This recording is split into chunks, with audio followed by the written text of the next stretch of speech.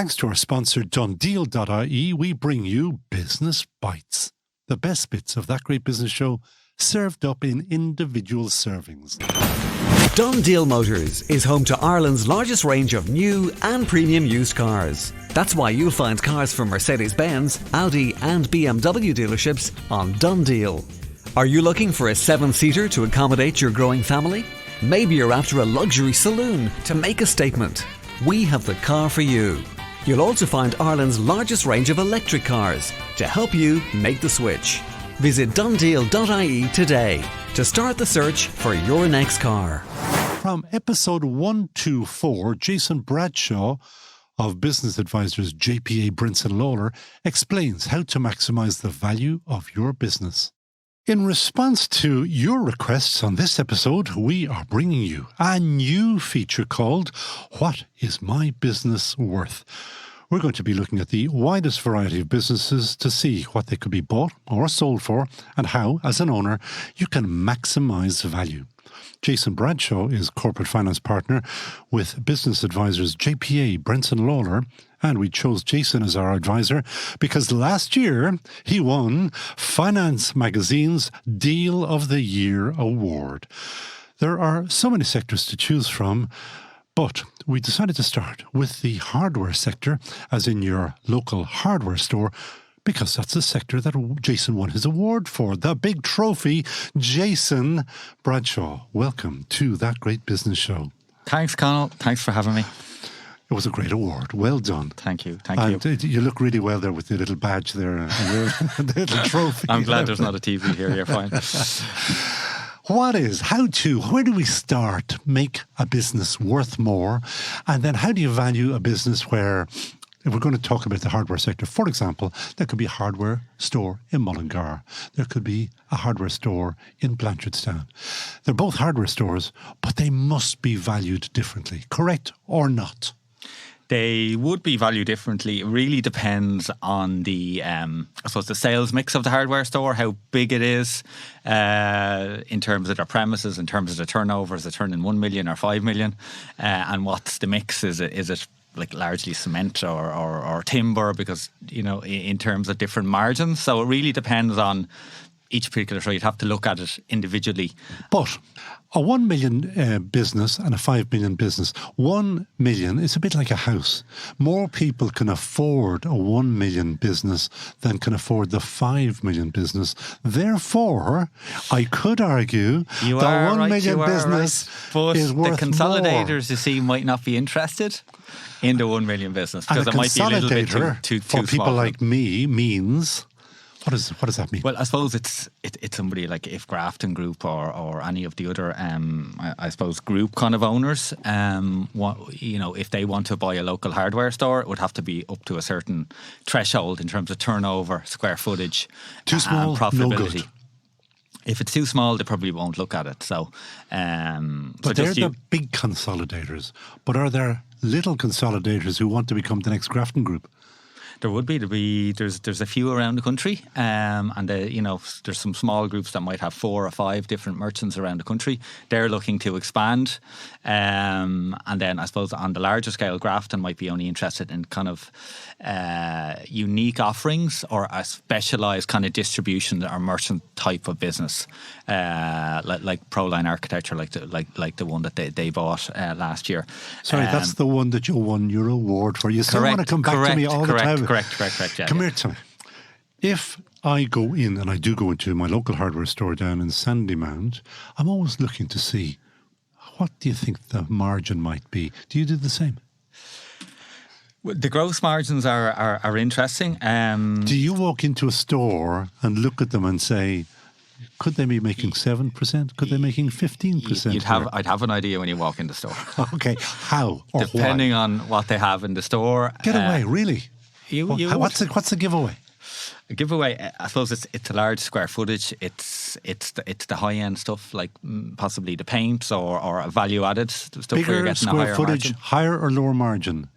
Should be higher because you're. So what you're telling me is go to your local small Shop hardware shop local is very important. Of course it is. But you're also telling me that their margins are lower. No, not necessarily. They could be hard. It really depends on the sales and what you're selling, because some hardware stores might be selling stuff that, a small convenience store might be selling in terms of light bulbs or stuff like that. So it really just depends on the store. But generally, gross margins you'd expect to see 25, 27% gross margin, net margin of 7-8%. That's okay. It's okay, yeah. So it's all about increasing the bottom line, Conal, as you know. So we have to keep increasing that profit. And you are the business advisor of all business advisors. So how do you manage, if you are running a hardware store, to squeeze that extra bit so that the Grafton groups and all come knocking on the door? So I'd be looking at the opening hours. Are your opening hours too long? Can you cut them back? Too long? Yeah. I would have always imagined they're not long enough. No, well, if you looked at, say, on just pick a Friday evening, say you're open till 6 o'clock, what sales are you doing on a Friday evening between 5 and 6? Just as an example. It might make sense to close at 5 or 5:30 on a Friday. So you're saving on your wage cost, but you might actually not lose any material trade. So your profit for the day actually could be higher on a Friday by closing slightly earlier. As an example, depending on where you're located. So really it's look at your opening hours, look at your rosters. Make sure you don't have too many staff on I suppose, on your quiet days. Everyone will know what the quiet days are, depending on where the store is. So I suppose it's all about increasing the bottom line.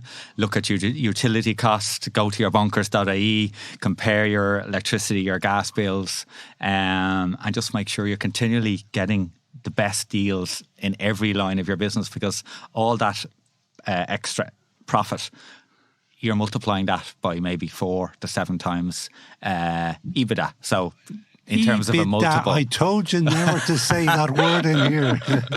Adjusted profit, net profit. Net profit.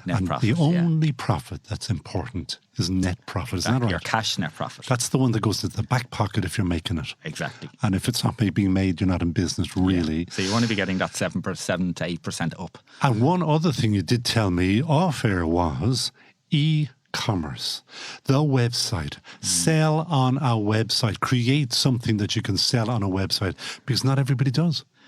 Every hardware store owner needs to be online. If they're not online, they need to get online quick. If they are online, they need to continually improve the online offering and offer same-day delivery. This is why you'll increase your turnover, you can increase your margin. I suppose what's happening in the UK, and we always follow the UK, but there's a website, ecommonsense.com, and 50 to 60% of what you can... Hang on a second, now you skipped over that. What? ecommonsense.com. That's the one I don't have. Yeah, so that's growing strongly in the UK, probably up to 60 to 70% of all products now you'll find in a physical store. You can buy them on that, delivered to your door the next day. So if I'm looking for a paint or a screw or whatever, I go on to ecommonsense.com and I cut out the local hardware store. Exactly. Or Amazon. But we're trying to support local businesses. Exactly. So the business, Jeff Bezos, the hardware Bezos owner even richer, needs to be online. Okay. But now you have, and you do deal with an awful lot of those companies. Is there a kind of a reticence, or is there a laziness, or call it what you will, of those companies to go online? I mean, is it hard? Is it difficult? Is it costly? Well, COVID would have fast forwarded a lot of local merchants to go online. So and I suppose at that time the government were offering grants to develop your website, to develop your. They still online are. offering. I think they'll still give you $2.5 grand. I think. Yeah, and through your local enterprise board as well. So it's really a necessity. It's not like a luxury anymore. I would say you need to be online. You need to be on Facebook, on Instagram. You need to be continually driving your business to online sales. But you just told me to cut back in your roster.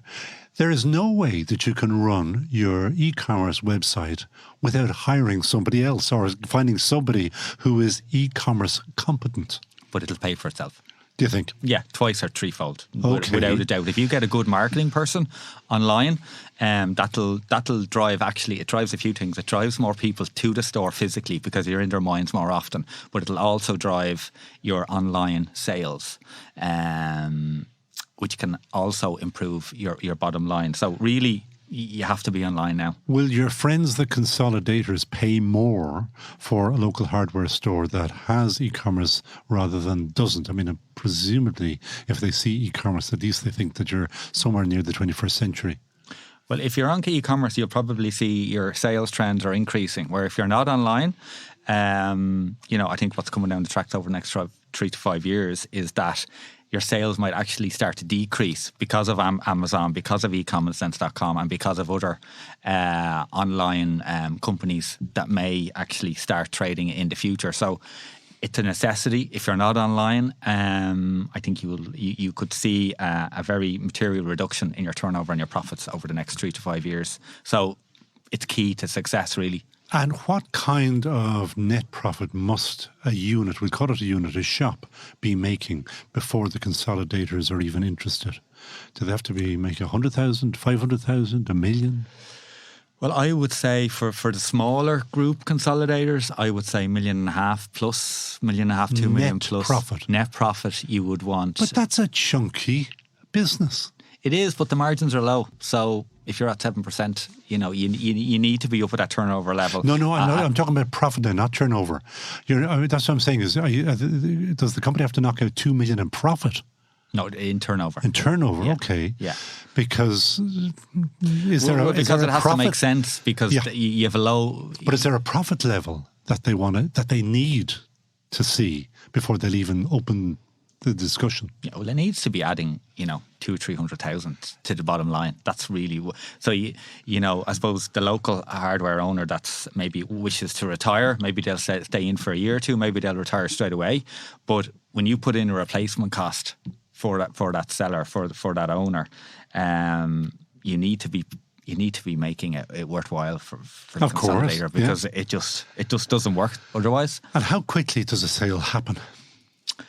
How quickly can the sale happen? So really, it depends on how willing and able and ready the business owner is. So as I say, a business owner always needs to be ready to sell. And there's a few key things on that you need to be ready. I suppose they call it in the business kind of... you do vendor due diligence, seller due diligence on yourself. So if you own the property, you need to make sure your folio is correctly up to date with the land registry, etc. You need to make sure all your staff have proper employment contracts. You need to review your corporate structure. Do you need to put in place a holding company? Have you looked at your succession planning? So say when you get paid for the sale of your shares, does that make sense commercially in terms of your tax structure? Because I always say to a business owner, what is your net take-home check? So if you have any bank debt, by the time you pay off your bank debt and you pay your capital gains tax, what is your net take-home check? So you have to have this all ready, like maybe 1 to 2 years in advance of even thinking of selling. So you need to get that completely up to date, because if you have all that ready and then you decide to go to market, it's cutting down the timeline. So a typical timeline for a transaction might be 4 to 6 months from start to finish. And these people are knocking on doors all of the time. They are. Yeah. There's a lot of consolidation in the sector, that will continue to increase. So really, it's a great time to be selling your business. Valuations are down slightly from last year. So that's where you really, really have to concentrate on your bottom line. And you better give me your name and company name as well, because people will need to talk to you. Yes, it's Jason Bradshaw, JPA Brenson Lawlor. And Jason at jpabrensonlawlor.com will get him on the email or on the website, JPA Brenson Lawlor. Jason, thank you so much for joining us on That Great Business Show. Want to increase sales, reduce overheads, and provide customers with a better service? Then use Big Red Web, the easiest way to develop and maintain your website. It gives you powerful business reporting, digital marketing, and automatically integrates with the award-winning Big Red cloud accounting software. It's a game changer for SME businesses. It's so good, the government gives you a €2,500 grant towards it. Big Red Web, e-commerce made simple. BigRedCloud.com/web. De facto shaving oil, made only from natural oils. Nothing nasty on your skin. This interview was first posted on episode 124 of That Great Business Show. For more great business insights, listen back to the entire back catalogue of That Great